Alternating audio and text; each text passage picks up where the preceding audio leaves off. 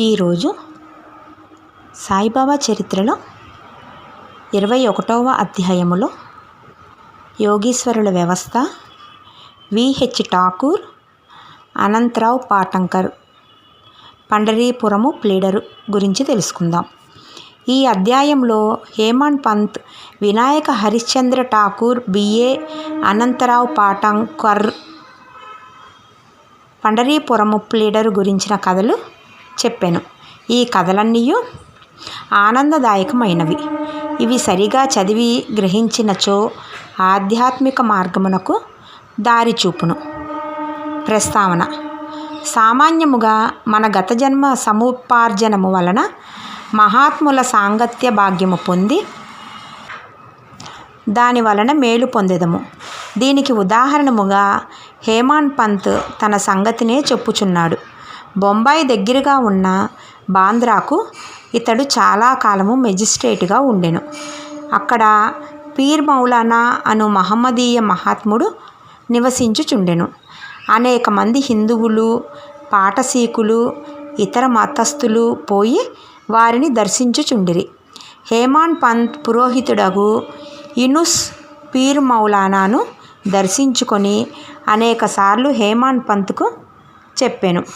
కానీ ఏవో కారణముల చేత హేమాడ్ పంత్ ఆ మహాత్ముని దర్శించలేకపోయెను. అనేక సంవత్సరముల తర్వాత అతని వంతు వచ్చెను.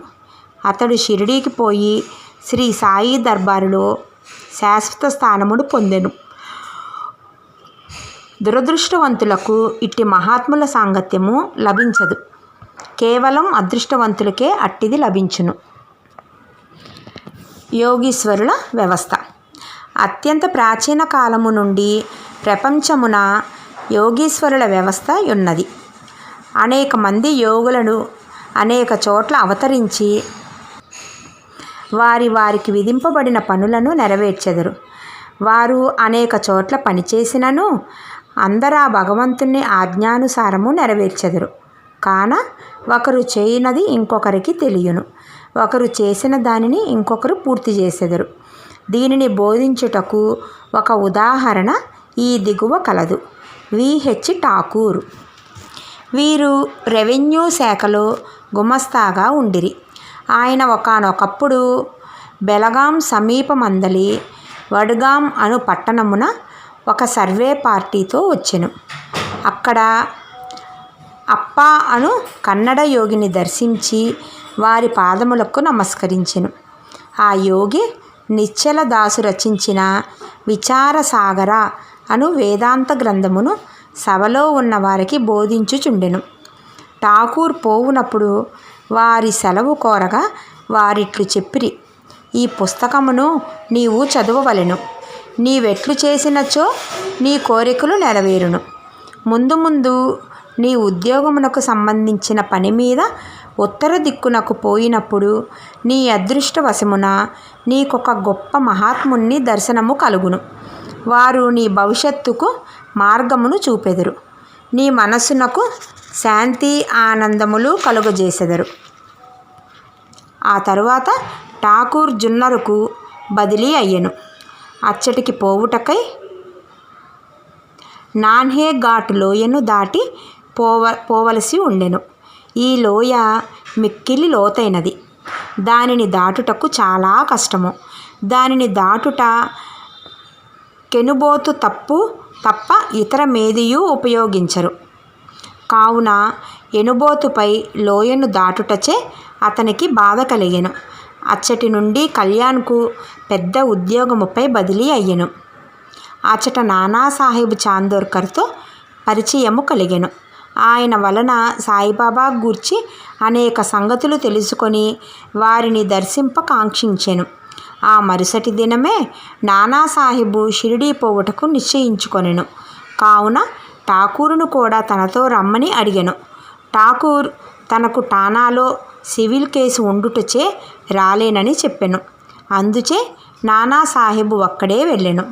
ఠాకూర్ ఠానాకు వెళ్ళిపోయెను. కానీ అచ్చట కేసు వాయిదా పడెను. అతడు నానాసాహెబు వెంట షిరిడీకి వెళ్ళకపోవుటచే మిక్కిలి పశ్చాత్తాపపడెను. అయినప్పటికీ షిరిడీ వెళ్ళెను. అంతకు ముందు రోజే నానాసాహెబు షిరిడీ విడిచిపెట్టినని తెలిసెను. ఇతర స్నేహితులు కొందరు అక్కడ కలిసిరి. వారు ఠాకూర్ను బాబా వద్దకు తీసుకొని పోయిరి. అతడు బాబాను చూసి వారి పాదములకు నమస్కరించి మిక్కిలి సంతసించెను. అతని కండ్లు ఆనంద బాష్పములచే నిండెను. ఒడలు గగుర్పొడిచెను. కొంతసేపటికి సర్వజ్ఞుడగు బాబా ఇట్లనెను, ఇచ్చటి మార్గము అప్పా బోధించు నీతులంత సులభము కాదు. నాన్హేఘాటులో ఎనుబోతు పైన సవారీ చేయుట కంటే కష్టము. ఈ అధ్యాత్మ మార్గము మిగుల కఠినమైనది. దీనికి ఎంతో కృషి అవసరము అని బాబా అనెను. ఠాకూర్ ఒక్కనికే అర్థమగు ఆ మాటలు వినగానే అతడు అమితానంద పరవశుడయ్యెను. కన్నడ యోగి చెప్పిన మాటలు యథార్థములని గ్రహించెను. 2 చేతులు జోడించి బాబా పాదములపై పడి శిరస్సును పెట్టి తనను స్వీకరించి ఆశీర్వదించవలెనని ప్రార్థించెను. అప్పుడు బాబా ఇట్లనెను, అప్పా చెప్పినదంతయూ నిజమే, కానీ అవన్నయూ అభ్యసించి ఆచరణలో పెట్టవలెను. ఊరకనే గ్రంథములు చదువుట వలన ప్రయోజనము లేదు. నీవు చదివిన విషయమును గూర్చి జాగ్రత్తగా విచారించి అర్థము చేసుకొని ఆచరణలో పెట్టవలెను. లేనిచో ప్రయోజనము లేదు.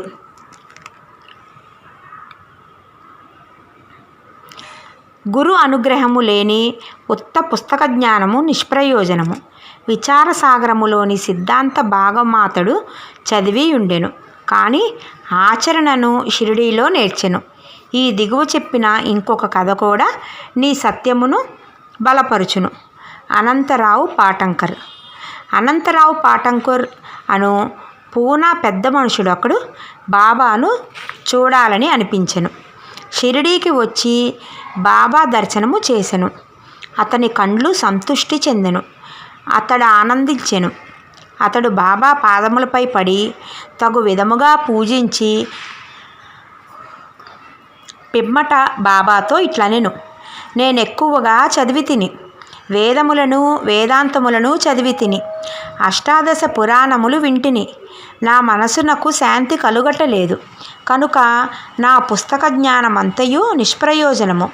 పుస్తక జ్ఞానము లేని నిరాడంబర భక్తులు నాకంటే మేలు. మనస్సు శాంతి పొందనిచో పుస్తక జ్ఞానమంతయు వ్యర్థము. నీ దృష్టి వలనను నీ మహత్తరమైన మాటల వలనను నీవు శాంతి ప్రసాదింతువని వింటిని. అందుచే నేనిచ్చటికి వచ్చి తిని. కావున నా యందు దాక్షిణ్యము చూపుము, నన్ను ఆశీర్వదింపుము. అప్పుడు బాబా ఒక నీతి కథను ఈ విధముగా చెప్పెను. నవవిధ భక్తి అంటే 9 ఉండల గుర్రపు లద్ది నీతి కథ. ఒకనాడొక వర్తకుడు ఇక్కడికి వచ్చెను. అతని ముందు ఒక ఆడగుర్రము లద్ది వేసెను. అది 9 ఉండలుగా పడెను. జిజ్ఞాసునైన ఆ వర్తకుడు పంచకొంగు సాచి 9 ఉండలు అందులో పెట్టుకొనెను. ఇట్లు అతడు మనస్సును కేంద్రీకరించగలిగెను. ఈ మాటల అర్థమును పాటంకర్ గ్రహించలేకుండెను. అందుచే అతడు గణేశ దామోదర్ ఉరవ్ దాదా కేల్కర్ నిట్లు అడిగెను. ఆ మాటలలో బాబా ఉద్దేశమేమి? కేల్కర్ ఇట్లు జవాబు ఇచ్చెను, నాకు కూడా బాబా చెప్పినదంతయూ తెలియదు గాని వారి ప్రేరణ ప్రకారము నాకు తోచినది నేను చెప్పెదను. ఆడగుర్రమనగా ఇచ్చట భగవంతుని అనుగ్రహము. 9 ఉండల లద్ది అనగా నవవిధ భక్తులు. అవి ఏమనగా 1 శ్రవణము అంటే వినుట, 2 కీర్తనము అంటే ప్రార్థించుట, 3 స్మరణము అంటే జ్ఞప్తి ఎందుంచుకొనుట, 4 పాదసేవనము పాద సంవాహనము, 5 అర్చనము అంటే పూజ, 6 నమస్కారము అంటే వంగి నమస్కరించుట, 7 ధాన్యము అంటే సేవ, 7 దాస్యము అంటే సేవ, 8 సఖ్యతము అంటే స్నేహము, 9 ఆత్మ నివేదనము అంటే ఆత్మను సమర్పించుట. ఇవి నవనిధ భక్తులు. వీనిలో ఏదైనా ఒక మార్గమును హృదయపూర్వకముగా అనుసరించిన ఎడల భగవంతుడు సంతుష్టి చెందును. భక్తుని గృహమందు ప్రత్యక్షమగును. భక్తి లేని సాధనములన్నీయు అనగా జపము, తపము, యోగము, ఆధ్యాత్మిక గ్రంథముల పారాయణ, వానిలోని సంగతులను ఇతరులకు బోధించుట మొదలగున్నవి నిష్ప్రయోజనము. భక్తియే లేనిచో వేదములలోని జ్ఞానము, జ్ఞానియను గొప్ప ప్రఖ్యాతి నామమాత్రమునకే. చేయు భజన ఇవన్నీయు వ్యర్థము. కావలసినది ప్రేమాస్పదమైన భక్తి మాత్రమే. నీవు కూడా ఆ వర్తకుడు అనుకొనుము, లేదా సత్యమును తెలుసుకొనుటకు ప్రయత్నించుచున్న వ్యక్తిని అనుకొనుము. వాని వలె నవవిధ భక్తులను ప్రోగు చేయుము, ఆతురతతో నుండుము. వాని వలె నవవిధ భక్తులను ఆచరణలో పెట్టుటకు సిద్ధముగా నుండుము. అప్పుడే నీకు మనస్థిర్యము, శాంతి కలుగును. ఆ మరుసటి దినము పాటంకర్ బాబాకు నమస్కరించుటకు పోగా 9 గుర్రపు లద్ది ఉండలను ప్రోగు చేసితివా లేదా అని ప్రశ్నించెను. అతడు తాను నిస్సహాయుడును అనియు బాబా అనుగ్రహముచే మాత్రమే వారిని సులభముగా ప్రోగు చేయవచ్చును అనెను. అప్పుడు బాబా శాంతిక్షేమములు కలుగునని ఆశీర్వదించెను. పాటంకర్ అపరిమిత ఆనందభరితుడయ్యెను. పండరీపురము ప్లీడరు. ఒక చిన్న కథతో ఈ అధ్యాయమును ముగించెదను.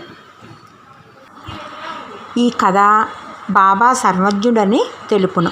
ప్రజలను సరియైన మార్గమున బెట్టుటకు, వారి తప్పులను సవరించుటకు బాబా సర్వజ్ఞత్వము ఉపయోగించుచుండెను. ఒకనాడు పండరీపురము నుండి ఒక ప్లీడరు వచ్చెను. అతడు మసీదుకు పోయి సాయిబాబాను దర్శించెను. వారి పాదములకు నమస్కరించెను. అడగకుండానే దక్షిణ ఇచ్చెను. జరుగుతున్న సంభాషణలు వినుటకు ఒక మూల కూర్చుండెను. బాబా అతని వైపు ముఖము తిప్పి ఇట్లు అనెను, ప్రజలెంత టక్కరులు, వారు పాదములపై పడెదరు, దక్షిణ ఇచ్చెదరు, కానీ చాటుగా నిందించెదరు. ఇది చిత్రముగాదా? ఆ మాటలు ప్లీడరుకు సూటిగా తగిలినవి. ఎవరికీ బాబా మాటలలోని అంతరార్థము బోధపడలేదు. ప్లీడరుకు మాత్రము బోధపడినయి, కానీ అక్కడ ఏమీయూ మాట్లాడలేదు. వాడాకు పోయిన పిమ్మట ప్లీడరు కాకాసాహెబు దీక్షితుతో ఇట్లనెను, బాబా చెప్పినదంతయు యథార్థమే.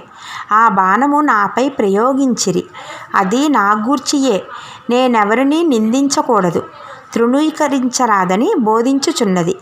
పండరీపురము సబ్జడ్జియగు నోల్కరు తన ఆరోగ్య అభివృద్ధి కొరకు షిరిడీకి వచ్చెను. ఇచ్చటనే మకాము చేసెను. ప్లీడర్ల విశ్రాంతి గదిలో దీని గూర్చి వివాదము జరిగెను. రోగముచే బాధపడుతున్న సబ్జడ్జి ఔషధమును సేవించక షిరిడీకి పోయిన మాత్రమున బాగు అగునా అని మాట్లాడుకొని మేము సబ్జడ్జిని వ్యాక చేసిరి.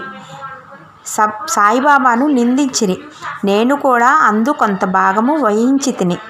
నేను చేసినది సమంజసము కాదని ఇప్పుడు సాయిబాబా నిరూపించెను. ఇది నాకు దూషణ కాదు, నాకిది ఆశీర్వచనమే. ఇది నాకు ఒక ఉపదేశము. నేనిక మీదట ఎవరిని దూషించరాదు, ఎవరిని నిందించరాదు, ఇతరుల విషయములో జోక్యము కలగజేసుకొనరాదు. పండరీపురమునకు షిరిడి 300 మైళ్ళ దూరమున ఉన్నది. బాబా సర్వజ్ఞుడగుటచే పండరీపురములో ప్లీడర్ల విశ్రాంతి గదిలో ఏమి జరిగినో తెలుసుకొనిరి. ఈ నడుమ ఉన్న స్థలములు, నదులు, అడవులు, పర్వతములు వారి సర్వజ్ఞత్వమునకి అడ్డుపడలేదు. వారు సర్వమును చూడగలిగిరి. అందరి హృదయములలో గల దానిని చదవగలిగిరి. వారికి తెలియని రహస్యమేదియూ లేదు. దగ్గర ఉన్నవి, దూరముగా ఉన్నవి, ప్రతి వస్తువు కూడా పగటి కాంతి వలె వారికి తేట తెల్లము. ఎవడైనా దూరముగా కానీ దగ్గరగా కానీ ఉండనిమ్ము. బాబా సర్వంతర్యామి అగుటచే వారి దృష్టి నుంచి తప్పించుకొనుటకు వీలు లేదు. దీనిని బట్టి ప్లీడర్ ఒక నీతిని నేర్చుకొనెను. ఒకరిని గూర్చి చెడు చెప్పరాదు, మరియు అనవసరముగా వ్యాఖ్యానము చేయరాదు. అట్లు బాబా అతని దుర్గుణమును పోగొట్టి సన్మార్గమందు పెట్టెను. ఇది ఒక ప్లేడరును గూర్చినది అయినప్పటికీ అందరికీ వర్తించును. కాబట్టి ఈ కథ బోధించు నీతిని జ్ఞప్తి అందించుకొని మేలు పొందెదముగాక. సాయిబాబా మహిమ అగాధము. వారి లీలలు కూడా అట్టివే. వారి జీవితము అట్టిదే. వారు పరబ్రహ్మము యొక్క అవతారమే. ఇంతటితో 21వ అధ్యాయము సంపూర్ణము. రేపు 22వ అధ్యాయములో బాబాసాహెబ్ మిరీకర్ గురించి తెలుసుకుందాము. తేలు పాము బాబా అభిప్రాయము గురించి కూడా తెలుసుకుందాము. నమస్తే.